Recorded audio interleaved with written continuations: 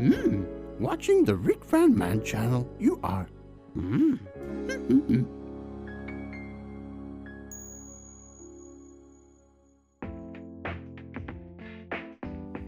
Well, good morning, this is Rick. I hope everyone's having a great day.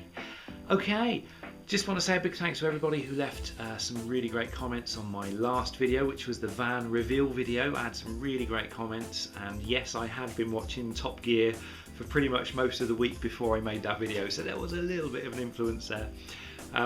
Watching the video back, I realised just how interesting my hair had become.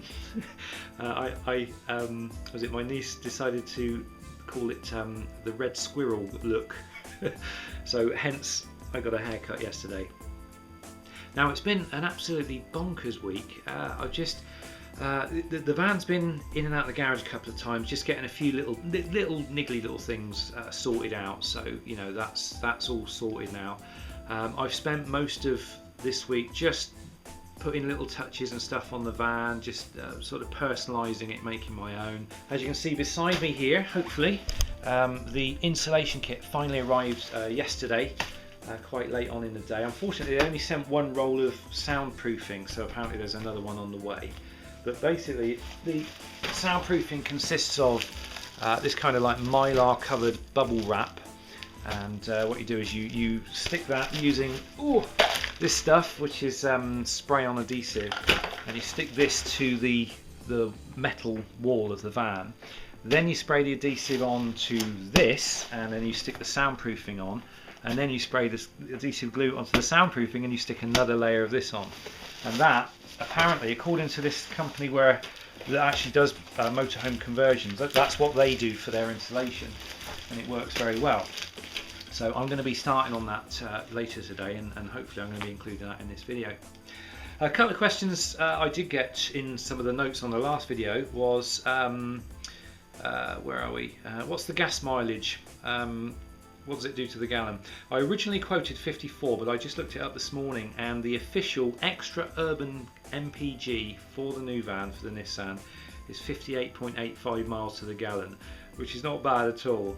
Although I've only done about 150 miles in it so far, and I must admit it's so much more twitchy than the other van. In the old van, you just kind of sit up, you just kind of roughly point it in the direction you wanted it to go. It didn't really matter much what you did with the steering wheel, it just generally went in a straight line. But this thing, in comparison, it feels like a little sports car. And the slightest move on the steering wheel, and you've got loads of movement going on. The suspension's really quite hard, so the ride is actually quite hard. But of course, it goes around corners at like mental speeds. And of course, it's been fitted with ABS combined with Nissan's braking technology, which is called EBD, which stands for Electronic Brake Force Distribution. The other question was, why so small? Because obviously I've gone from a medium-sized van, which I could actually stand up in, to this van, which I can stand up in, but I'm kind of leant over quite a bit. Now I had to make a decision based on the amount of times, or I based my decision on the amount of times that I actually used the back end of my van, or my old van. And I mean, it's lovely to have all that, all the gubbins in the back of the van, so you can pull over anywhere you want and make a cup of tea, or you can sleep in the back if you want. And it was always great, but realistically, because it's my main everyday vehicle, there were restrictions on having a van that size. First of all, it was the cost. The running costs were very expensive. I got on that old van, I was lucky to get sort of 20, 25, 28 to the gallon. So this new van has doubled my MPG.